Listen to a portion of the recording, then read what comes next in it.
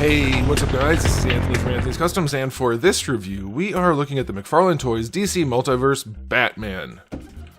Batman Hush 2. I didn't know there was a second Hush. Whatever. So, we'll just have a quick chat.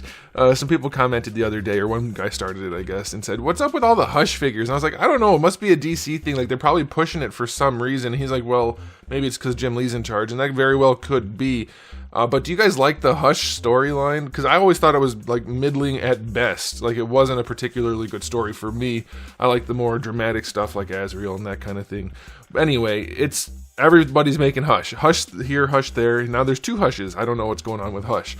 But I'm going to say something that it's going to be hard for some of you guys to hear. This might be, with a lot of caveats, this might be the best Hush Batman figure out right now. Yep, I said it. And I'm going to get the people that say, oh, well, you just love McFarlane figures, even though all the other people said, well, you just hate McFarlane figures. It's like I can review good and bad figures from the same company, and it doesn't really change anything. This is not a particularly good figure, I want to be clear. But as of right now, the Hush Batman design has not been done justice, in my opinion. This is still not doing it justice, but it's almost there. Well, let's see. Let's get it off the stand and take a closer look. Alright, before we look at the figure, I do want to show you my package. Standard DC Multiverse packaging from Tord, and there you go, there's some Batman artwork.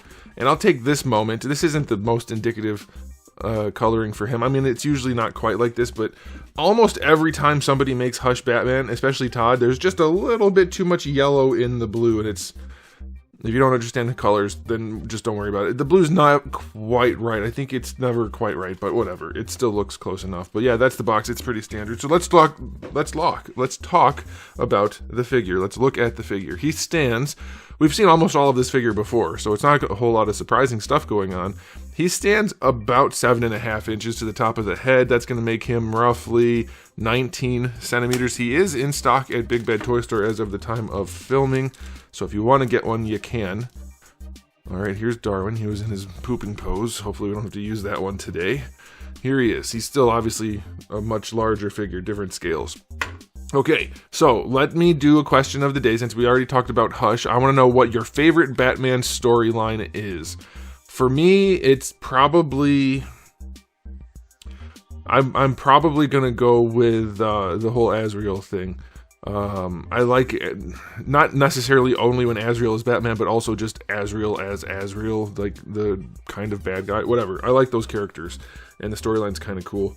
But anyway, let's talk about this.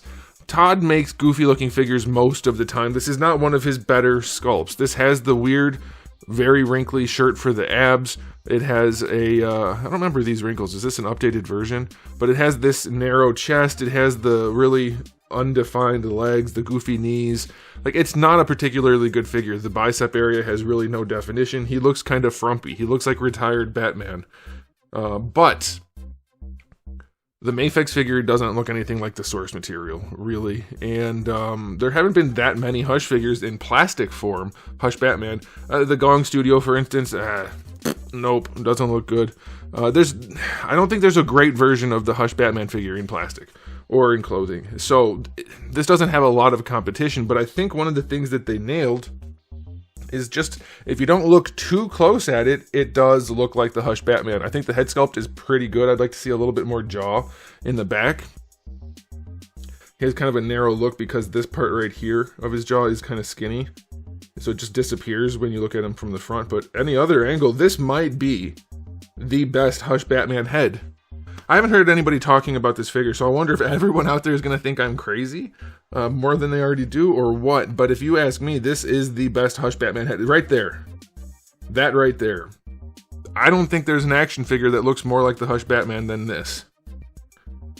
Now again, it's a cheap, not very good figure overall, but it has some qualities that might make somebody want to pick it up as their Hush Batman for the time being.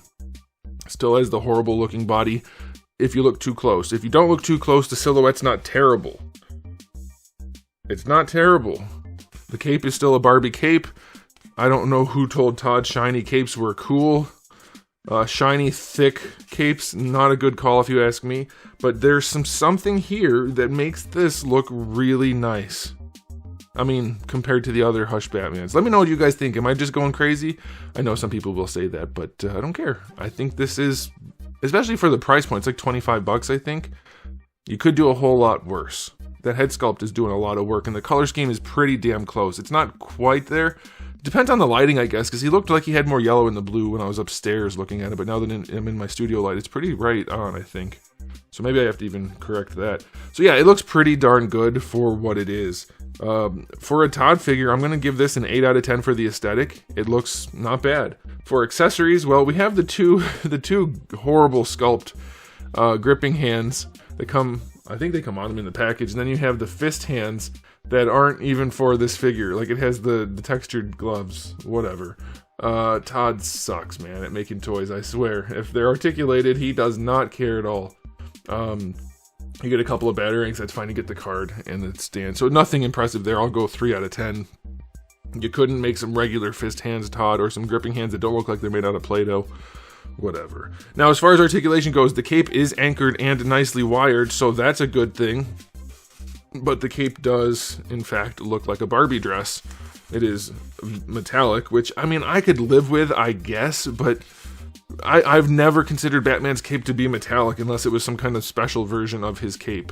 So that's just such a weird choice. How do you guys feel about the metallic capes? To me, it's crazy. But it also is way too stiff, so posing it sucks. Like, there's just nothing you can do with this part. It's way too stiff. But other than that, if the cape wasn't too stiff, you'd be able to get a nice silhouette going, and you could probably like tape it together or something so that you can't see it like inside the folds.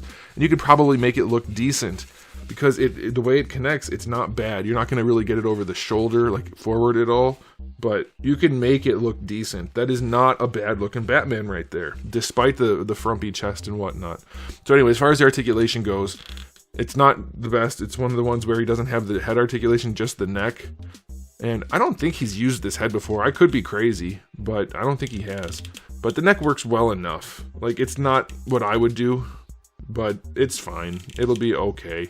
I think he just needs a little bit more cowl here, and that would actually make it look really nice. If you put a thicker cowl on there, the plastic part, bring that up a little bit so he doesn't look like he has 0 traps connecting his head to his neck to his body. I think that would actually look really nice. For the shoulders, they're the usual. They move around inside the socket a little bit. Enough. It's okay. Shoulders go up better than horizontal. We still have the horrible sculpt.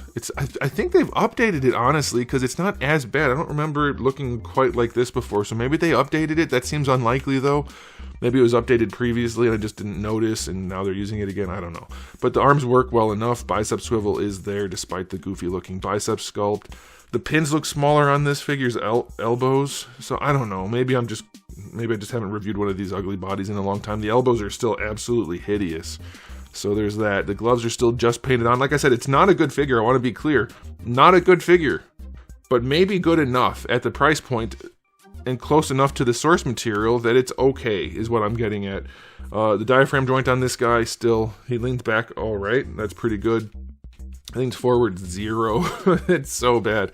To the side, not so much either. Of course, you get your waist twist, although that's fighting me. But yeah, you can do it. All right, for the hips, they go out to the side, but they have to stretch the diaper, so that's not great. But even right there, that's probably plenty of range. Bringing the legs forward, the diaper is immediately in the way. They should just trim that just a little bit more so that you can actually pose the damn figures. And you can stretch it, but I don't want white marks on it. They go back a little bit. Thigh swivel. Basically nothing to speak of. Double jointed knees are still ugly as sin. He still has really long lower legs, and the knee joint is hideous. And the ankles are still way too heavily ratcheted. There's no way to find a good sweet spot in just a standing neutral pose, but you do get range. Ankle rocker is pretty good, and then the toe hinge on this guy is not very good either. I want to be clear, it's not a particularly good figure, but if you're looking for a Batman Hush, Batman, Hush, Batman, whatever, there's too many Batmans in the name. This, I still think it might be your option, or it could be, especially for the price point. I'll give his articulation a 5 out of 10. It's not particularly good, but tell me there's not something to it. I think the way they did the coloring, the way they have the overall silhouette, despite the flaws, there's something to this figure that makes it stand out to me. And I'm curious if you guys are seeing that too. But I'm actually really, really happy with this for being a turd of a Todd figure. Did I say that right? I did say that right. Didn't plan it, and that was a tongue twister. So, time for a final rating on this. Is this an overall very good figure? No. Is it a good enough figure for Todd's line of Batman? Yeah. I'll give it, I'm going to say 8. It has a better look to it than most of their figures, but it's still riddled with flaws. So overall rating, 8 out of 10. It's not very good, but it's also not very expensive, and it does do some things better than any other Hush Batman figure that I've reviewed. So there's that. Let me know what you guys think in the comment section below, and we'll be done there. So thanks for watching. If you enjoyed the video, please do give it a thumbs up. If you didn't, give it a thumbs down. And if you haven't subscribed, you should. I have new videos just about every single day, and thousands already on the channel. So make sure you come back for all of that. And in the meantime, keep collecting.